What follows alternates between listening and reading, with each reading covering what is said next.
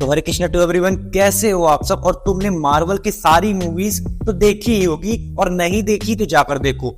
और आज हम इस वीडियो पर आपको वो क्वेश्चन के आंसर देंगे जो आप जानना चाहते हो, जिन क्वेश्चंस के आंसर अभी तक आपको मिले ही नहीं है। आज हम वो 5 महत्वपूर्ण क्वेश्चंस के आंसर को डिस्क्लोज करेंगे जिनके बारे में एक्चुअल में तुम जानना चाहते हो। तो without wasting of any time, welcome back to another video of Cincinnati. तो चलिए शुरू करते हैं। तो सबसे पहले एक क्वेश्चन आता है कि वुल्वरीन यानी कि ये बंदा जैक ह्यूजमैन आखिर मरा क्यों, उसके पीछे का रीजन क्या था।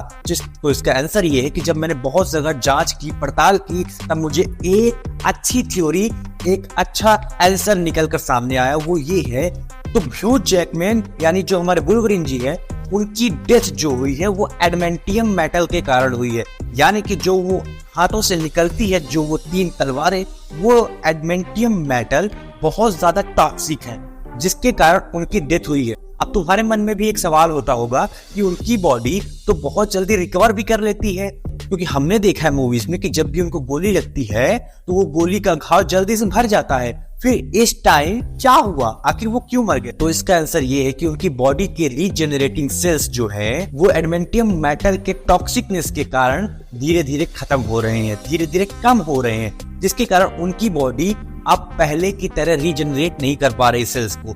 दैट्स बिकॉज उनकी डेथ हो गई है। यही एक प्रॉपर रीजन है। तो दूसरा क्वेश्चन ये है कि जो स्पाइडरमैन का स्पाइडर सेंस है, ये हमारा नया वाला स्पाइडरमैन की बात कर रहा हूँ, टॉम हॉलैंड वाला, तो उसका जो स्पाइडर सेंस है वो कहाँ कहाँ वर्क करता है। जब उसके दोस्त को पता चलता है कि स्पाइडरमैन कौन है, इस सीन को देखो। इस सीन में स्पाइडरमैन को जरा भी भनक नहीं होती कि उसका दोस्त उसके बगल में बैठा है। तो यहाँ पर उसका स्पाइडर सेंस नहीं काम किया। और एक जगह और ये देखो कि जब ये आंट में उसके ऊपर बनाना फेंकती है, उस सीन पर भी स्पाइडर सेंस उसकी काम नहीं करती। तो क्या हम ये समझे कि जिसको वो प्यार करता है वहां स्पाइडर सेंस काम नहीं करती। अब इसी बात का आंसर मैं आपको दूंगा। तो इसका आंसर जो है वो बहुत ज्यादा अच्छा। तो इसका आंसर ये है कि जो स्पाइडरमैन का स्पाइडर सेंस है वो तभी ट्रिगर होता है, वो तभी एक्टिवेट होता है जब उसके अराउंड कोई भी टॉक्सिक चीज हो, या उसके अराउंड कोई भी खतरा हो, कोई भी खतरा जिसको वो फील कर रहा हो, तो स्पाइडर सेंस तुरंत ही एक्टिवेट हो जाते हैं, जिससे वो उस खतरे को पकड़ लेता है। लाइक दैट ये वाला सीन। तो ये तभी वर्क करता है जब वो किसी खतरनाक सिचुएशन पर हो, या उसके अराउंड कोई भी गलत एक्टिविटी हो रही हो, तो उसका स्पाइडी सेंस काम करने लगता है। तो तुम्हारे मन में एक क्वेश्चन उठा होगा कि यहाँ केले वाले सीन में और यहाँ जब उसका दोस्त था, यहाँ काम क्यों नहीं किया। उसके पीछे रीजन ये है क्योंकि वो खतरा नहीं है। उसके ऊपर केला फेंका गया, वो कोई खतरा नहीं था। उसका दोस्त देख लिया, वो कोई खतरा नहीं था, या कि इन लोगों से उसको खतरा नहीं है। That's because यहाँ पास उसका स्पाइडी सेंस काम नहीं किया। तो तीसरा क्वेश्चन एक मजेदार क्वेश्चन है। ऑफ कोर्स तुम्हारे दिमाग में आया होगा कि क्या पिम पार्टिकल्स थॉर के हैमर को और स्टॉर्म ब्रेकर को छोटा कर सकते हैं। जी हाँ, पिम पार्टिकल्स थॉर के हैमर और स्टॉर्म ब्रेकर को छोटा कर सकते हैं। और तुम इसको ऐसे समझ सकते हो कि पिम पार्टिकल्स पर टाइम और स्पेस का कोई इफेक्ट नहीं पड़ता। जैसे कि एवेंजर एंड गेम में थानोस जो है वो पूरी शिप और पूरी आर्मी लेकर अपने प्लेनेट से हमारे प्लेनेट आया था through the Pym particles. Did you know? ये इसका एब्सोल्यूट रीजन है कि पिम पार्टिकल्स थॉर के हैमर और स्टॉर्म ब्रेकर को इजीली छोटा कर सकते हैं, उसका साइज को रिड्यूस कर सकते हैं। अब आते हैं चौथा क्वेश्चन, और मोस्ट इंपॉर्टेंट क्वेश्चंस की लिस्ट यहाँ से चालू हो गई है कि इन्फिनिटी गॉन्टलेट यूज करते वक्त थानोस कितनी ज्यादा पावर झेल रहा था और उसको कितना दर्द हो रहा था, वो दिख रहा था उसके चेहरे पर। और जब हल्क स्नैप करने वाला होता है तो वो कितना ज्यादा पेन में होता है उस इन्फिनिटी गॉन्टलेट को लेकर।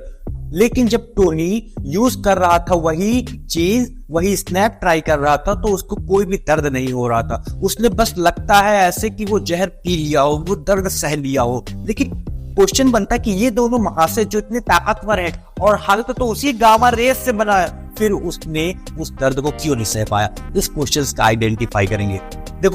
देखो अगर तुमको ये क्वेश्चन समझ में नहीं आया तो मैं फिर से रिपीट कर दे रहा हूँ कि क्वेश्चन ये है कि why Hulk was struggling to snap even Thanos was also struggling with the snap. वाह, ये दोनों इतने पावरफुल है, इतने ताकतवर है। एक तो खुद गामा से बना है, फिर भी वो लोग इतना ज्यादा दर्द क्यों सहे, जबकि एक नॉर्मल ह्यूमन जिसके पास कुछ नहीं है, जस्ट एक सूट थे, वो इस दर्द को झेल गया, पी गया इस दर्द को, कैसे? ये क्वेश्चन है। तो इस क्वेश्चन का आंसर बहुत ज्यादा अच्छा है, और वो ये है कि हल्क इसलिए स्ट्रगल कर रहा था क्योंकि वो नताशा को लाना चाहता था।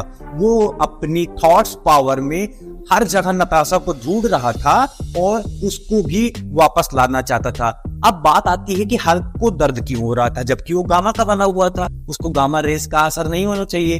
तो इसका रीजन ये है कि हल्क सिर्फ गामा रेस से बना हुआ है, जबकि इन्फिनिटी गॉन्टलेट में दुनिया भर की एनर्जी, दुनिया भर का रेडिएशन बह रहा है। इसलिए Hulk was struggling to snap.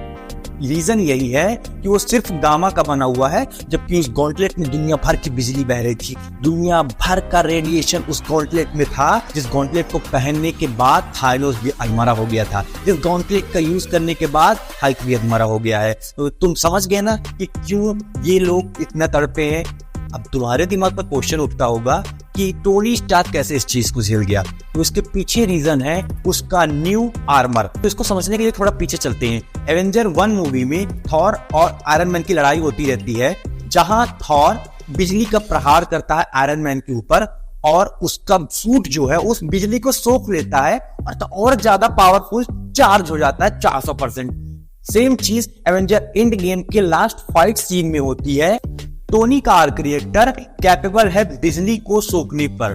Tony का आर्क रिएक्टर रेडिएशन को सोख सकता है। वो रीजन है कि टोनी का जो आर्क रिएक्टर है वो बहुत कैपेबल है, बहुत ज्यादा एडवांस है। That's why the reason is कि जब टोनी स्नैप करता है तो उसको दर्द नहीं होता, वो इतना ज्यादा कराहता नहीं है। और जो उसका सूट है, उसका जो आर्क रिएक्टर है, वो सारी एनर्जी, सारा रेडिएशन, सारी पावर को सोख लेता है, और टोनी को ज्यादा इफेक्ट और टोनी को ज्यादा प्रभाव नहीं पड़ता इससे। तो इस क्वेश्चन का आंसर यही है। अब आता है अगला क्वेश्चन, और ये इस पूरे एपिसोड का सबसे महत्वपूर्ण क्वेश्चन है। वो ये है कि कैंग बूढ़ा क्यों नहीं होता, कि कैंग मरेगा कैसे, कि कैंग की उम्र बढ़ती क्यों नहीं, कैंग को कैसे ये लोग मारेंगे।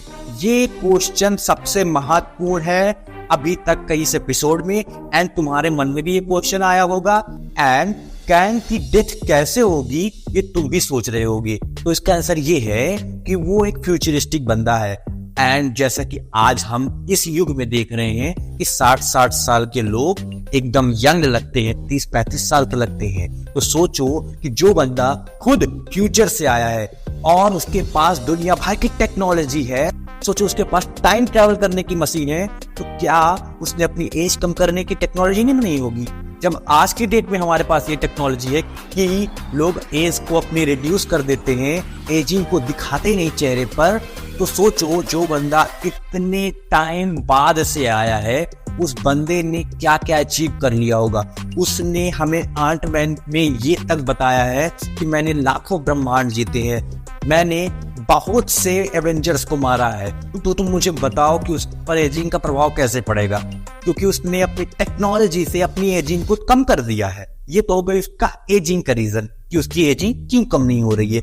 अब दूसरा क्वेश्चन इसी में जो मैंने ऐड किया है, ये एवेंजर कैंग डायनेस्टी में कैंग मरेगा कैसे, एवेंजर के लोग उसको मारेंगे कैसे, क्योंकि हमने आंट-मैन क्वांटमेनियम में ये सुन रखा है कि उसने लाखों एवेंजर्स को मारा है, उसने करोड़ों ब्रह्मांड जीते हैं। तो ये लोग इसको मारेंगे कैसे? ये सवाल तो सबके मन में होगा कि कैंग बेंचो मरेगा कैसे। तो इसका आंसर एक थ्योरी के रूप में है, और वो ये है कि जब तक इसकी टाइम ट्रेवल करने वाली मशीन की कैंग की टेक्नोलॉजी को खराब करना पड़ेगा, खत्म करना पड़ेगा, और तो और उसके सूट को खत्म करना पड़ेगा, जो कि इम्पॉसिबल है। लेकिन यही एक रीजन है, उसकी टाइम मशीन को आगे लगाओ, उसके सूट को आगे लगाओ, उसकी टेक्नोलॉजी को आगे लगाओ, तब जाकर कहीं तुम उसको हरा सकोगे। अदरवाइज कोई भी ऐसा औजार नहीं है जिसको लेकर तुम कैंग को हरा पाओ, क्योंकि वो बहुत फ्यूचरिस्टिक है और वो बहुत कुछ देख कर आया, उसने हजारों बार एवेंजर्स को हराया है। तो बस यही एक तरीका है जिसके थ्रू एवेंजर्स कैंग डायनेस्टी में कैंग को हराएंगे। तो आज के लिए बस इतना ही, यही करते हैं इस वीडियो को अंत। आपको ये वीडियो कैसी लगी हमें कमेंट बॉक्स में जरूर बताएं। और ये सारे क्वेश्चन इंस्टाग्राम के एक channel all about super hero से मैंने लिए हैं, क्योंकि उसका इंस्टाग्राम चैनल बहुत ज्यादा अच्छा है। वो ऐसे ऐसे क्वेश्चंस रखता है जो कि वैल्यूएबल लगते हैं, जो कि सच में लगते हैं कि हाँ ये क्वेश्चन बनता है। तो मैंने वहीं से ये क्वेश्चन उठाए and as I always said, Hare Krishna.